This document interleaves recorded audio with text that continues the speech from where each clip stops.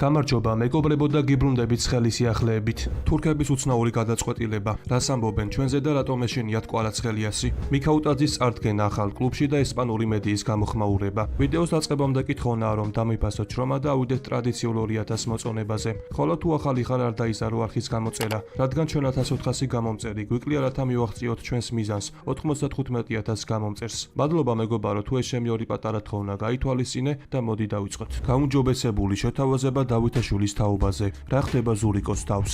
ზაფხულის სატრანსფერო ფანჯარა ევროპის ქვეყნების უმეტეს ნაწილში დაიხურა, თუმცა თურქულ კლუბებს შემადგენლობის გასაძლიერებლად ვადა 12 სექტემბრამდე აქვთ. ბეშიქტაში კი აპირებს გრძელი სატრანსფერო ფანჯრით ისარგებლოს და ზურიკო დავითაშვილისთვის ბრძოლას აგრძელებს. ხოლო ცნობილმა ჟურნალისტმა პატიჰ დოგანმა ცოტა ხნის წინ დაწერა, რომ ბეშიქტაშმა ზურიკო დავითაშვილის თაობაზე სენტ-ეტიენს გაუმჯობესებული შეთავაზებით მიმართა, მაგრამ ამ ინფორმაციიდან ცოტა ხანში დაიწერა, რომ ფრანგული კლუბი ქართველ შემტევს არ უშვებს და ბეშიქტაშის მორიგი მცდელობა კვლავ უშედეგოა. სავარაუდოდ ბეშიქტაში მზად არ არის, რომ ზურიკოს ტრანსფერში 20 მილიონი ევრო გადაიხადოს. სენტ-ეტიენი კი ფეხბურთელში აღნიშნულ თანხას ითხოვს და ზურიკოს მხოლოდ 20 მილიონის სანაცვლოდ გაყიდის. ამიტომ რთული წარმოსადგენია, რომ უახლოეს საათებში სენტ-ეტიენის პოზიცია შეიცვალოს. მე კი დავძენ იმასაც, რომ აგვისტოს დასაწყისში ფუტმერკატო ზურიკო დავითაშვილი რენს, სტრასბურგს, სევილიას, გლადბახსა და ევერტონს დაუკავშირა, თუმცა ყველაზე მეტად ბეშიქტაში აქტიურობდა. აღსანიშნავია, რომ ზურიკოსთან მათ პირადი კონტრაქტის დეტალებიც შეათანხმეს, მაგრამ ჯერჯერობით ფრანგულ კლუბთან შეთანხმებას ვერ აღწევენ. ლეგენდარული შმეიხელი მამარდაშვილზე ალაპარაკდა. ლეგენდარულმა დანიელმა მეკარემ პიტერ შმეიხელმა BBC სპორტთან ინტერვიუს დროს ლივერპულის შესახებ ისაუბრა. ასევე ვეტერანი მეკარე გიორგი მამარდაშვილსაც შეეხო და აღნიშნა, რომ ლივერპულს მისი დამატებით შეცდომა არ დაუშვია. მისი კომენტარი კი დეტალურად შემდეგია.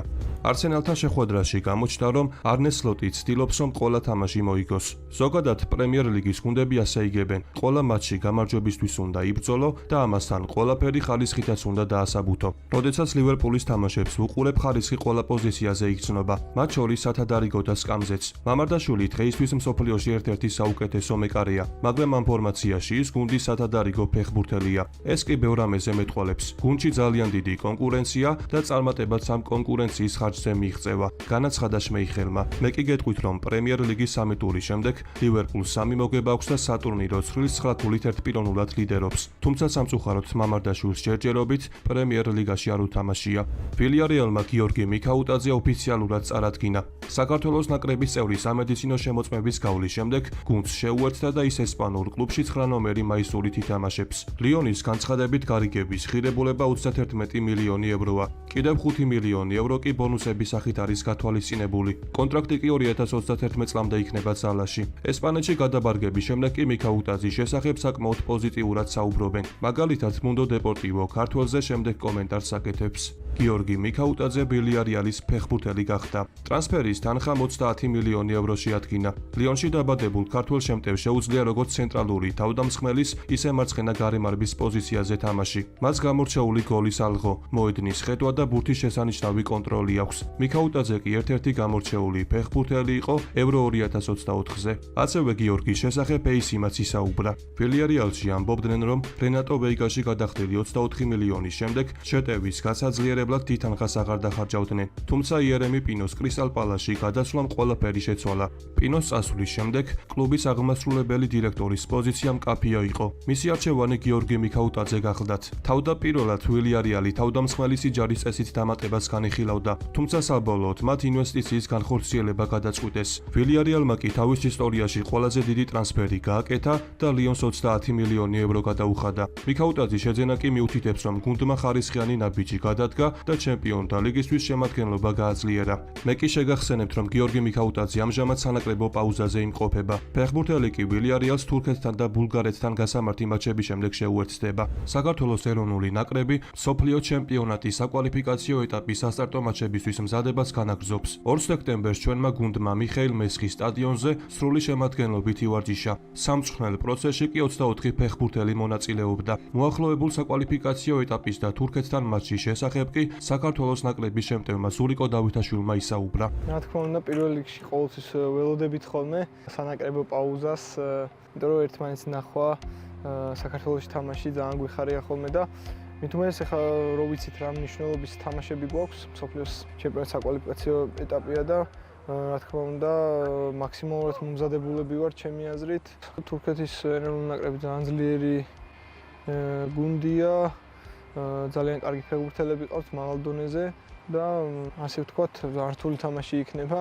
რა თქმა უნდა, მოლოდინი გაზრდილია, როგორც საქართველოში, ისე ჩვენ თავშიც და ის ყველაფერი, რასაც ჩვენ ვაკეთებთ, ალბათ სტადიონის გარეთ, უნდა გადავიტანოთ სტადიონზე და შედეგი აუცილებლად სასურველი იქნება. საქართველოს ნაკრები მუნდიალის შესარჩევ პირველ უმნიშვნელოვანეს შეხვედრას კი 4 სექტემბერს თურქეთთან გამართავს, ხოლო 7-ში კი ბულგარეთს უმასპინძლებს. ორივე შეხვედრა კი დინამო არენაზე გაიმართება. ხოლო ვინც ხვალინდელი შეხვედრის ანგარიშს გამოიცნობს, ის შემდეგ ვიდეოში მოხვდება. აღსანიშნავია, რომ ამ შეხვედრასთან დაკავშირებით ცნობილმა თურქმა სპეციალისტმა ერგინ ფირატმა ისაუბრა, რომელმაც მოახლოებულ შეხვედრასთან დაკავშირებით საკმაოდ საინტერესოდ ისაუბრა და აშკარაა, რომ გუნდის ლიდერებს უფრთხის. ქართველები განსაკუთრებით საშინაო მოედანზე მაღალ ტემპში და აგრესიულ სტილში თამაშობენ. მათი მარცხენა ფლანგი, სადაც კვარაცხელია, გამოდის ევროპაში ერთ-ერთი ყველაზე სახიფათოა, თუმცა საქართველოს სერიოზული დანაკლისი აქვს, გუნდს ოთარ კიტეიშვილი ვერ დაეხმარება. ეს თურქეთისთვის უპირატესობა, რადგან ქართველებს აკლიათ ფეხბურთელი, რომელსაც ტემპის მართვა და პასების განაწილება შეუძლია. საქართველო კვლავ სახიფათო მეტოქეთ რჩება, თუმცა შედარებით დასუსტებულია. ხოლო თუ თურქეთი სწორ დისციპლინას დაიცავს, გამარჯვების შანსი მაღალია. საქართველოს ნაკრების ყველაზე სახიფათო და საშიში ფეხბურთელი კვარაცხელია. ის არის ვარსკვლავი, რომელსაც შეუძლია, რომ მატჩის ბედი შეცვალოს. კვარაცხელია საკუთარი დრიბლინგით მეტოქე გუნდის მცველებს ანადგურებს და გოლებსა და ასისტებს აკეთებს. ასევე გიორგი მიქაუტაძე ძალიან დავდამსხმელია, რომელიც ყოველთვის ეძებს შანსს მეტოქის აჯარიმოში. გიორგი ქოჩორაშვილი კი მნიშვნელოვანი მოთამაშეა და შეუძლია, რომ მოედნის ცენტრში ტემპი შეცვალოს. ასევე მათ ყავთ მამარდაშვილი თავისი ბრწყინვალე რეფლექსებით, რომელიც ევროპაში ერთ-ერთ ყველაზე საიმედო მეკარედ ითვლება. ეს მოთამაშეები მხოლოდ ინდივიდუალური ტალანტები არ არიან. მათ საქართველოს სათამაშო გეგმაში მნიშვნელოვანი როლი აქვთ და ნაკრების ხერხემალს წარმოადგენენ. საბოლოოდ თურქეთს შეუძლია გაიმარჯვოს, თუ სწორი დაცვითი დისციპლინით ითამაშებს და კონტრშეტევებისას ჭკვიანურად იმოქმედებს, ამბობს თურქი სპეციალისტი. ასევე მოახლოებულ შეხვედრასთან დაკავშირებით თურქი გულშემატკივრების სოციალურ ქსელში შემდეგი კომენტარებით ეხმაურებიან. საქართველო მარტივი სამი ქულა, წინა წელსაც გამოჩნდა, რომ დონით მაღლა ვართ. ჩემი აზრით, ქართველებთან ფრთხილად უნდა ვიყოთ. მათ ევრო 2024-ზე დიდი წინააღმდეგობა გაგვიწიეს. შანსები 50-50-ია. ქართველებს ისტორიულად ფეხბურთში მუდამ ჯობნით. მათ ჩვენთან მხოლოდ ერთი მოგება აქვთ. გონია დაძაბული თამაში იქნება, მაგრამ ბოლოს მაინც ჩვენ მოვიგებთ. ყველაზე მეტად მათი 7 ნომრის მეშინია. დროა უკვე შემდეგ თამაშზე ვიფიქროთ. სამი ქულა ჩვენია. წერენ თურქი გულშემატკივრების სოციალურ ქსელში. ასევე უნდა ითქვას, რომ თურქეთის ფედერაციამ ძალიან უცნაური გადაწყვეტილება მიიღო. კერძოდ მატჩამდე ერთი დღით ადრე გუნდების მწვრთნელები პრესკონფერენციას გამართავენ. ვილისანიოლი კი ამის შემდეგ მატჩის წინა ვარჯიშს ჩაატარებს. რაც შეეხება თურქებს, მათ არაორდინალური გადაწყვეტილება მიიღეს. როგორც იწერება, ვინჩენცო მონტელა თავის გუნდს დილით სტამბულში ავარჯიშებს, რის შემდეგაც ისინი საქართველოში გამოფრინდებიან. თურქეთი დინამო არენაზე არ ივარჯიშებს. მათი თავკაცი კი პრესკონფერენციას ამ სტადიონზე გამართავს. აღსანიშნავია, რომ ასეთ გადაწყვეტილებას გუნდები იშვიათად იღებენ, ამიტომ ნახოთ თუ რამდენად გაამართლებს ეს არჩევანი. რაც შეეხება თურქეთის ნაკრებს, მათმა მწვრთნელმა ვინჩენცო მონტელამ გუნდის გაფართოებული 28 კაციანი შემადგენლობა გამოაცხადა. თურქეთის ნაკრებიდან კი განსაკუთრებული ყურადღება არდა გიულერზე უნდა გავამახვილოთ, რომელიც ბოლო პერიოდია ძალიან კარგ ფორმაშია. თურქი ფეხბურთელი ტრამვებს აღარ უჩივის და რეალის ბოლო შეხვედრაში მნიშვნელოვანი გოლის გატანაც შეძლო. ასევე უნდა გავიხსენოთ ევრო 2024, სადაც ჯგუფურ ეტაპზე თურქეთის ნაკრებს შეხვდით და იმ შეხვედრაში არდა გიულერმა შესანიშნავი გოლის გატანა შეძლო. შესაბამისად წინ დიდი დუელი გველის. ბიჭებმა კი ყველაფერი უნდა გაიღონ, რათა მორიგი ისტორია დავწეროთ და ახლა უკვე მსოფლიო ჩემპიონატზე გასვლა შევძლოთ. კომენტარებში კი მოდით ერთად გავამხნევოთ ჩვენი ბიჭები და დავწეროთ წინ გამარჯვებისკენ. ხოლო 4 სექტემბერს დინამო არენაზე ერთად ვგულშემატკივროთ ჩვენს ნაკრებს. რა განაცხადა იამალმა ოქროსბურთზე, მინდა აქ ისტორია დავწერო, ისაკი სარეკორდო ტრანსფერი ლივერპულში. ხოლო თუ აქამდე ხარ მოსული, შეგახსენებთ, რომ ჩვენი მიზანია ავიდეთ 2000 მოწონებაზე, რის შემდეგაც ახალი ვიდეო ძალიან მალე გამოვა. ალექსანდრე ისაკი სატრანსფერო საგად დასრულებულია. ყველა მიცოდა, რომ ეს მოხდებოდა, თუმცა ნიუკასლმა ლივერპულში შვედი ფორვარდის გაყიდვას მწვანე შუქი სატრანსფერო ფანჯრის ბოლო დღემდე მაინც არ აუნთო. მაგრამ ეს უკვე წარსულია. ისაკი ენფილდ როუდზე ითამაშებს. ფეხბურთელმა კონტრაქტს ხელი უკვე მოაწერა და 9 ნომრიანი მაისურით ინგლისური გრანდის ღირსებას დაიცავს. ამასთან დაკავშირებით კი ისაკი შემდეგ კომენტარს აკეთებს. მინდა ისტორიის დაწერა და ტიტულების მოგება. ეს უდიდესი მოტივაციაა და გრძნობ, რომ იდეალურ ადგილას ვარ შემდგომი განვითარებისა და ჩემი თამაშის სხვა დონეზე ასაყვანად. ძალიან ბედნიერი ვარ, რომ ეს შესაძლებლობა მომეცა. ჩემთვის ძნელია სიტყვებით გადმოვცე ის, რაც რასაც ვგრძნობ. ყველა მიცის თუ რა არის ლივერპული, განაცხადა შვედმა. მე კი დავძენ იმასაც, რომ ტრანსფერის ღირებულება 154 მილიონი ევროა, რაც პრემიერ ლიგის ისტორიაში ყველაზე ძვირად ღირებული გარიგება, ხოლო ფეხბურთის ისტორიაში ისაკის ტრანსფერი ფასით მეოთხეა. ბარსას ახალგაზრდა ფეხბურთელი ლამინ იამალი უკვე მიჩნეულია მსოფლიოს ერთ-ერთ ყველაზე პერსპექტიულ ფეხბურთელად.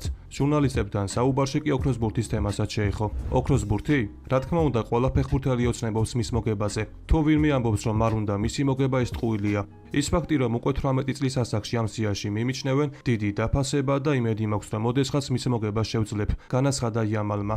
დღევანდელ ვიდეოს კი ამით დავასრულებ. მოტივაციისთვის კითხავ, რომ ავიდეთ მინიმუმ 2000 მოწონებაზე. ასევე გამოიწერი არხი, რათა იყო მუდმივად საქმის კურსში. ყველას გისურვებთ ჩართულობას და ბედნიერებას. მე კი მომავალი ვიდეოთი ძალიან მალე დაგიბრუნდებით.